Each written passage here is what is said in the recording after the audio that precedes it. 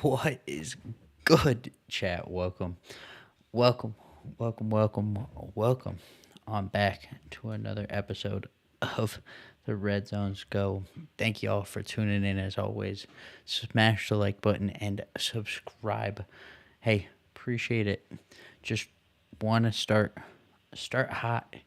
We're starting hot. We've got a lot to cover, a lot to go into, a lot to talk about. CU is playing Texas Tech now. We talked about it last week. Obviously, huge bye week and continued to elevate over the week. Went from 23 to 21 to 20. Unreal turn of events, but wanted to just cover some live scores, see where we're sitting, see where some teams are going. Obviously, uh, belt to belt to Ohio State, Purdue, 45 to nothing here in the fourth quarter. That one's looking pretty much wrapped up. I don't know. Purdue could come back, but hey, you never know. So, Miami, Georgia Tech. These are where things start to come into play. This is what we need to see wins in from an ACC perspective because, well, people right now are saying that potentially two ACC teams could get in. There is the potential for ACC teams not to, but the key here is making sure that other undefeated ACC teams lose because what that'll do is boost the potential for CU to come out and potentially clinch an extra spot.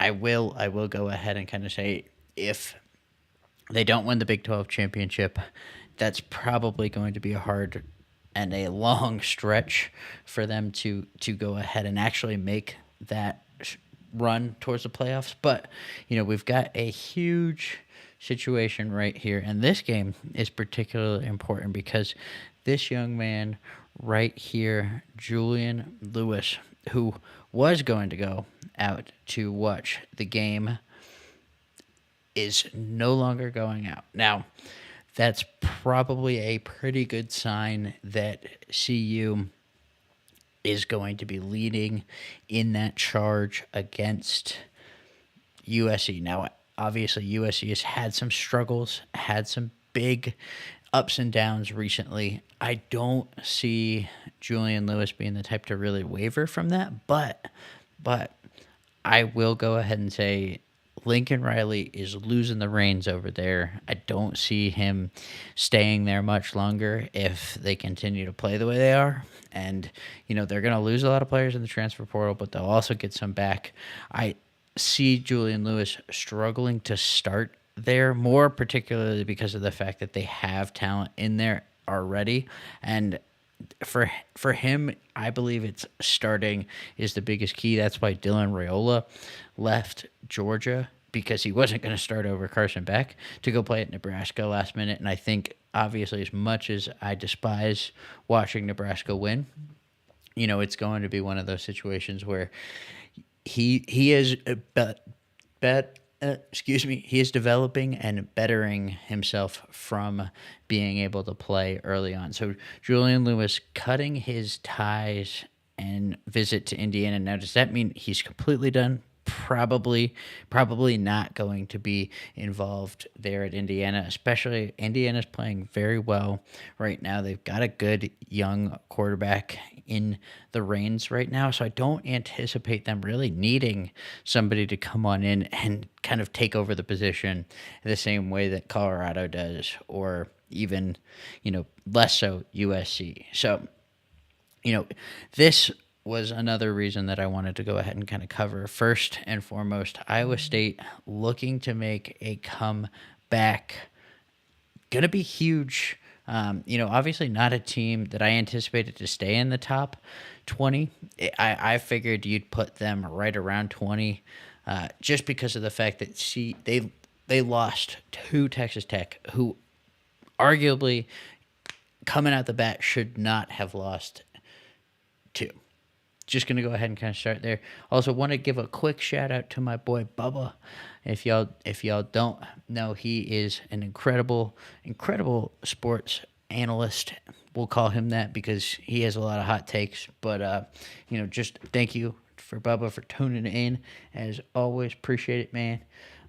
Thank you so much. Hey, on top of that, Kansas State is a team that I think gonna have them lose a couple of games, but I wanted to go ahead and kind of focus. Kansas has only this record is deceiving. That 2-6 is something that I would say is not really reciprocative of what they actually look like on paper and what they do in games. They have lost a lot of their games outright super close. I mean, obviously Illinois is a very good football program. UNLV 3-point game, you know, 32-28, very very close game there as well. It's these are games that they are fighting to the wire to be a part of, and it's not like they're losing down. But obviously, Houston probably is their only game where they lost by a lot. They could have even beat Kansas, by the way. So hopefully they come out, and if they win, that would be huge for us to come away with a victory against Texas Tech and for Iowa State to lose again, because it's going to be a BYU situation versus us at this point if that happens. And I'm hoping that Iowa State may fumble the bag here and Kansas gets a nice little win to go ahead and kind of rally them for the remainder of the season. Not looking super hot on their end, but hey, you're going to take the 2 wins that you can and kind of try to build on that momentum. But just wanted to go ahead and kind of cover a couple of key things while we're here. So, guys, definitely very interested about CU and Texas Tech, more specifically on the run game. I know that if you've watched, Matt Be Great, fantastic YouTuber, football YouTuber, obviously he has called CU an AAU college football program, and he has since taken it back. But, definitely going to go ahead and kind of say that the run game for Texas is huge.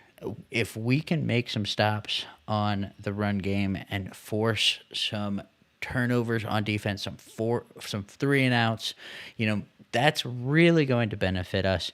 If we can slow down the offense of Texas Tech, the defense does not exist for Texas Tech. And with the way that Shedeur and Isaiah Augustave and Dallin Hayden are playing right now, and obviously the receiving core itself, but specifically in the backfield, the way that we are able to command how the flow of the game goes, the way that the game is looking from an offensive perspective, it's great. And exactly, Bubba, definitely huge.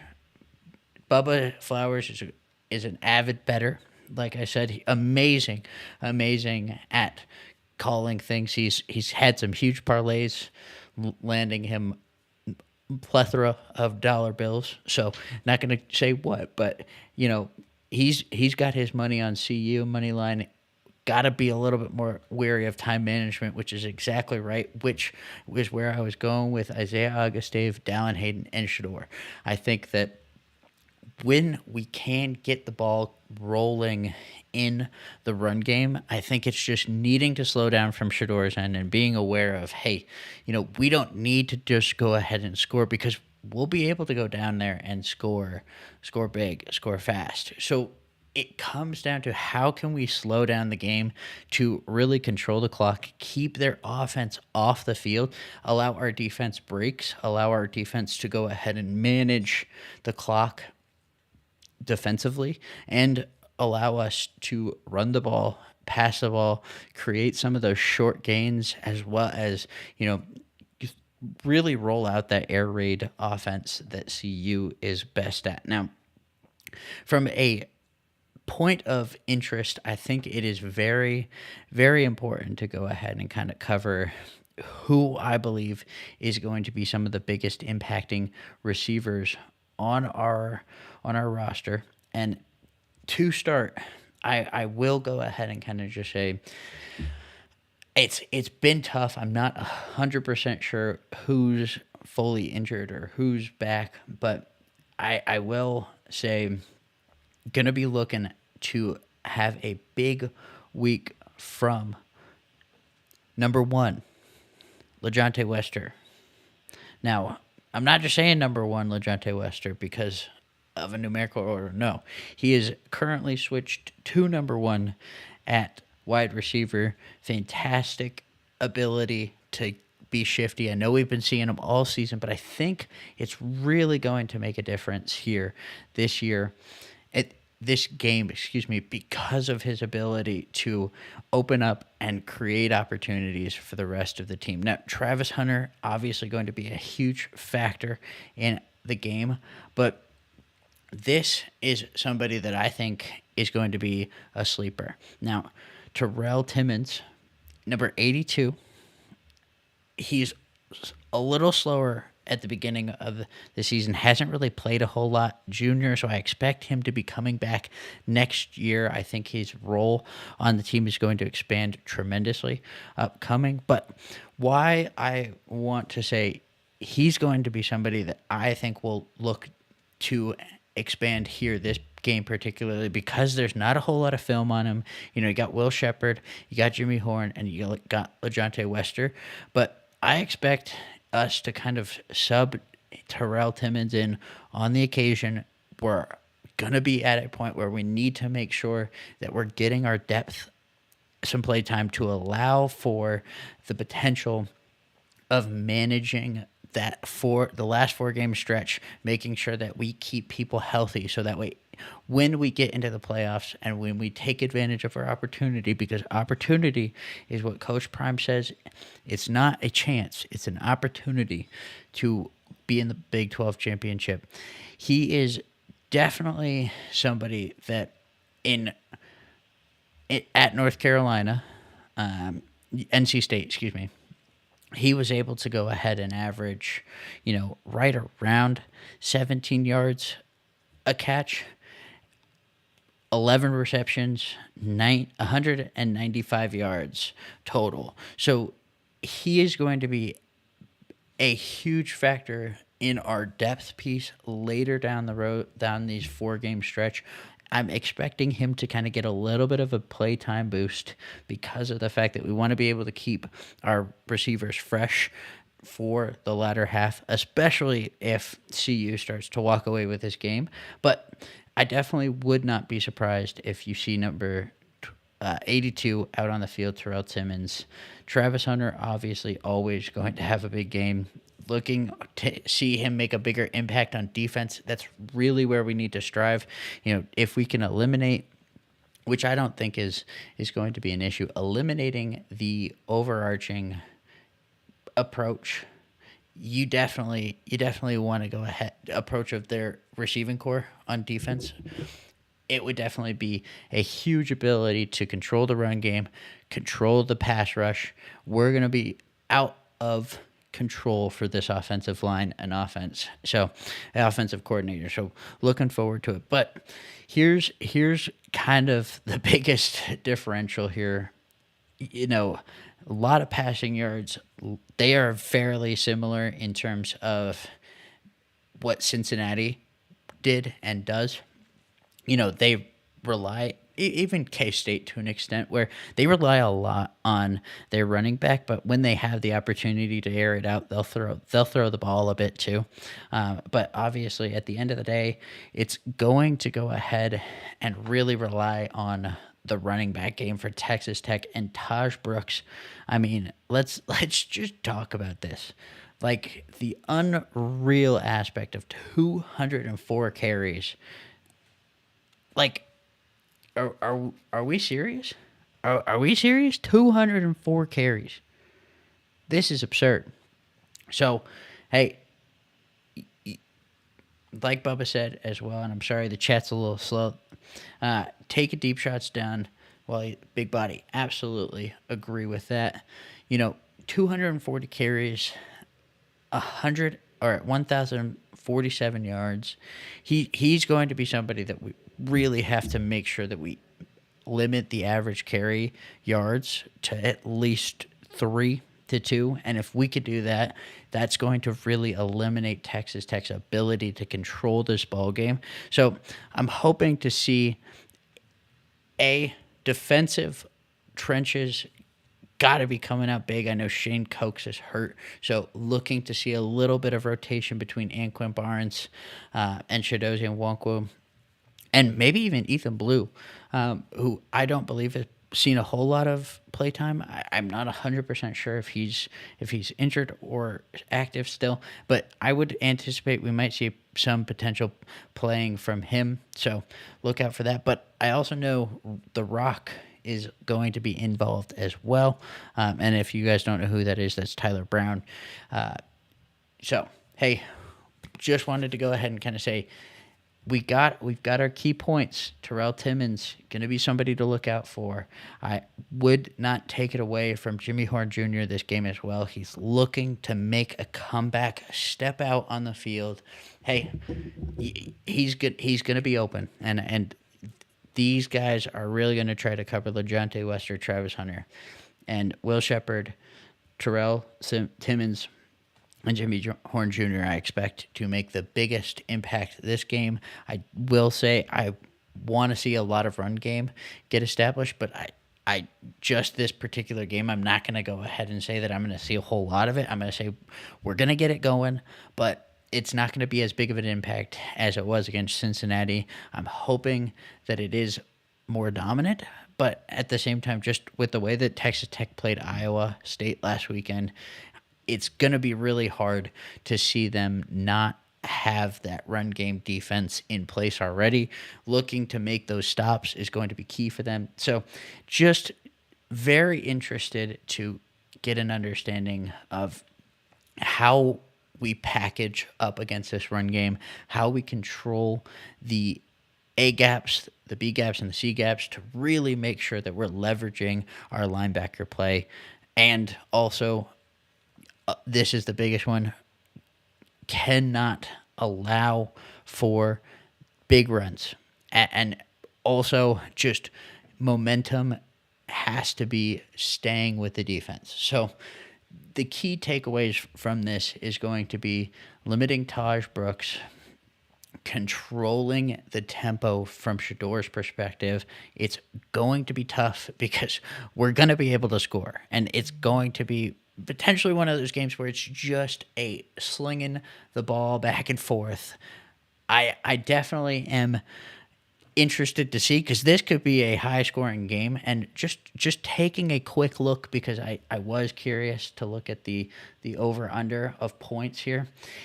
Going to be one of those situations that seemingly you might want to hit the over, because these boys might be able to go ahead and throw out a high-scoring game for you guys. So and I apologize, a little lag here, but let's go ahead and kind of take a look. So the spread, -4.5.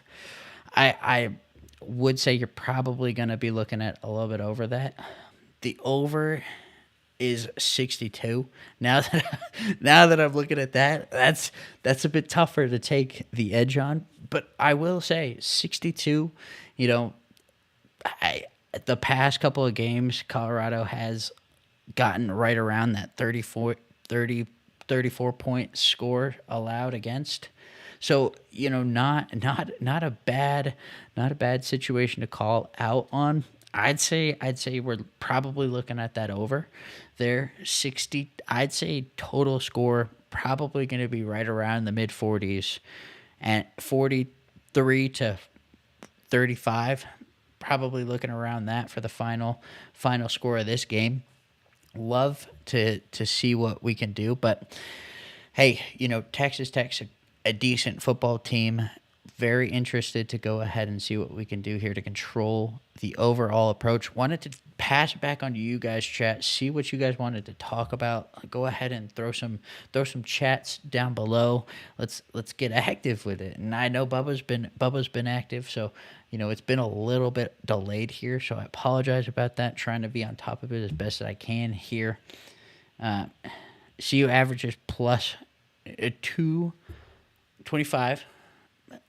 facts. This is true. So the over definitely gonna be something to throw a little extra cheddar on. So maybe parlay, and also, I mean, I know this game is a little side note, but Georgia Tech is looking good against the U, and not definitely not expecting that to be as close as it is. But chat, let me know what you guys want to talk about.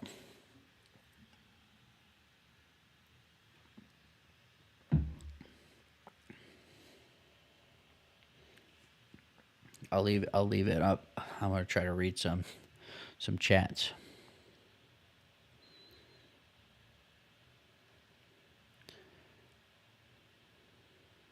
Also, we got 6 people in here. I appreciate y'all tuning in. Thank you guys so much. Thank y'all.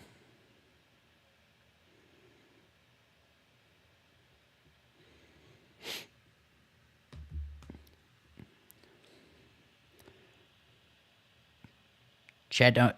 Hey chat, it's all good. It's all good. I understand if we got some first time chatters. Appreciate y'all. Appreciate y'all. Thank y'all.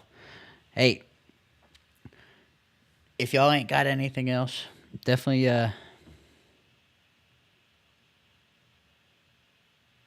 Bubba says he usually doesn't like to bet on CU, but will this game. That is the way to look at it, because it's interesting. Normally, you know, with the way that Texas Tech played this last game, I would say it's going to be one of those ones where overall you throw a little bit of money on the over, just because the offenses are incredible. So hoping that just throws together something positive for you. I wouldn't. It's tough to bet on CU because you just hey, I never like betting on the home team. That's the way that I prefer to not do it, not be involved with betting on my team. And damn, that was a big hit. If y'all watching that back, that man just got absolutely drilled. Ooh. Oh, I am sorry. I am very sorry. Just very distracted there. And go blue. Bubba says go blue. Oh, a little face mask. Go blue. So we talked about that a little bit earlier, Bubba. And I'll go back and re-highlight it really quickly. So we got some interesting play from, coming at it from the perspective that Indiana's hot right now, and realistically, you're gonna be in a tough situation going into Indiana. It's gonna be tough. It's gonna be tough. They're 9-0 right now, hoping that they can come through. Michigan's got to throw the ball. I don't know if that's the part of their offense anymore. I just don't see them throwing the ball anymore. Um, Alex Orgy, I'm gonna be honest with you. I do not know if they have even. I don't know if they have even. I thought he may have said that. Boy, he got folded like an omelet. I don't know if Alex Orgy even is playing anymore. I thought he said. I thought they benched him or something. I can't remember. But Davis Warren, I didn't like the way that he was leading this team. Just overall was not playing very, very well. Their excuse me, their tight end is fantastic. I think he'll probably enter the transfer portal after this year. Not in like a demeaning manner, but you're just not going to see a lot of success at Michigan while this rebuild is starting to happen. I think a lot of people see Michigan as this team that is no longer the same shell of Harbaugh. And, right now coming off that championship, I think they've still got a good core. I think they've got a long way to go before they get back to where they were. But they're a team that will retain a lot of recruits, build back up. Going to be some place where a lot of transfer portal people go. Going to be interested. And that's a whole nother point, because the reality of it is the way that Dion approached this season with still entering the transfer portal as much as he did, that's going to be huge. A lot of teams are going to try to copy that playbook, come out, really take a different approach and say, who do we need to replace? Who can we get better at? Where can we get better in? Because the team that we have right now just ain't cutting it. And I can guarantee you there's a lot of players and a lot of programs they're going to take with what Coach Prime started and run with it. Learn from it. They're going to grow. This is the way the transfer portal is introduced. And just going to say Michigan is probably going to have to take full advantage. They've got a lot of players that are going to be leaving for the draft as well. So wouldn't be surprised if they just took that opportunity to cover a lot of transfer portal intakes with those leaving for the draft. Bubba can throw. We need to sign Bubba up because that man needs to get in there. Bubba still got eligibility too, so hit the transfer portal, Bubba. Come on in, go in. But Big Blue probably going to be a closer game than a lot of people anticipate. I think defensively, they're going to make a stance here. The last thing Michigan wants to do is be 5-5 on the season, walking away on their last 3 games of the season. But hey, Indiana is a fantastic program. Arguably, I think they should be in the top 5. But hey, it's just not a Michigan. It's not a Duck. So that's kind of my take on that. And not looking great right there. So hey, right off the bat, obviously early, I will say Kansas is a team that'll come back, but hey, I'm gonna get on out of here because I know the game's starting in 13 minutes from now, but just wanted to go ahead and say, hey, thank you all for tuning in. Smash the like button, comment down below, and appreciate you guys very much. Hope you guys have a great rest